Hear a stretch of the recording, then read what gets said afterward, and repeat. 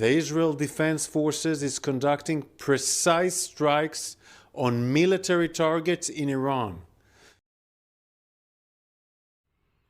रोजनामा खबरें में आपका स्वागत है। आखिरकार इसराइल ने ईरान पर हमला कर ही दिया। ख़ास बात यह है कि अमेरिका के विदेश मंत्री एंटोनी ब्लिंकन जब इसराइल का दौरा करके अमेरिका वापस आए तो फिर जुमा और शनिचर की दरमियानी रात में इसराइल ने तेहरान और कई दूसरे शहरों पर मिसाइलों से हमला कर दिया।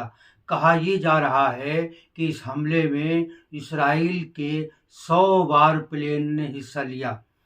खबर यह है कि इसराइल ने ईरान के तेल तंसीबात और एटमी ठिकानों पर हमला करने के बजाय उसके मिलिट्री अहदाफ पर, मिलिट्री निशानों पर हमला किया है। इसमें क्या नुकसान हुआ है, कितनी बर्बादी और तबाही हुई है, क्या इसमें शहरी भी मारे गए हैं या नहीं, अभी इसके बारे में किसी भी तरह की कोई तफसीलात सामने नहीं आई हैं। खबर ये भी है कि ईरान पर हमले के साथ साथ इसराइल ने दमिश्क और इराक़ के इलाक़ों पर भी हमले किए हैं। शाम का कहना यह है कि उसने इसराइल के बहुत से मिसाइलों को मार गिराया है।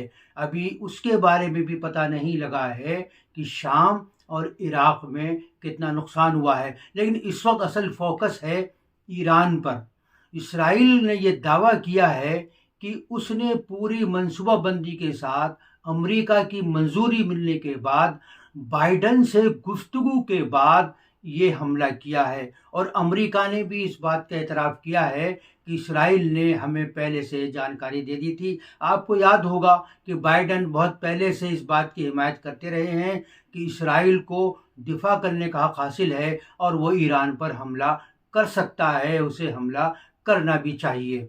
तो अब सवाल ये पैदा हो रहा है कि क्या ईरान जवाबी कार्रवाई भी करेगा, क्योंकि ख़बर ये आई है कि ईरान के सरकारी ज़राए से ये ख़बर आई है कि ईरान के लड़ाकू तैयारों ने भी उड़ान भरी है। उड़ान क्यों भरी है, इसके बारे में अभी कोई वजाहत नहीं है। तेहरान के खुमैनी एयरपोर्ट के पास धमाकों की आवाज़ें सुनी गई हैं।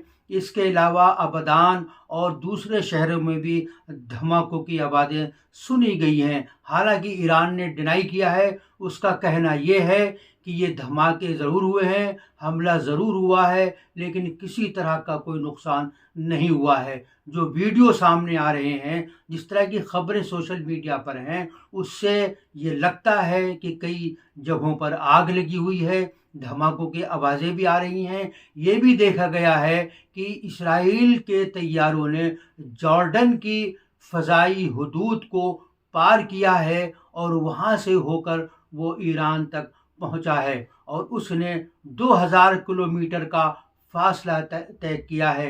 ये काबिल ज़िक्र है, क्योंकि ईरान ने भी 2000 किलोमीटर का फासला तय करके इसराइल पर सैकड़ों मिसाइल दागे थे, जिसमें भारी नुकसान हुआ था।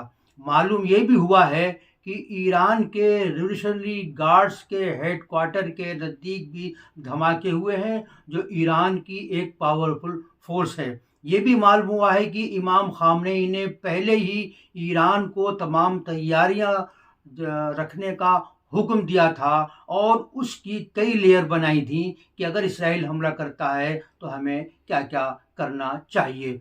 आप ये जानते हैं कि यूरोपियन कंट्रीज़ भी इस बात के हक़ में थे कि ईरान पर हमला किया जाए, और बाज़ अरब ममालिक की भी खामोश हिमायत हासिल थी। एंटोनी ब्लिंकन जब इसराइल आए थे तो उन्होंने कई अरब मुल्कों का भी दौरा किया था।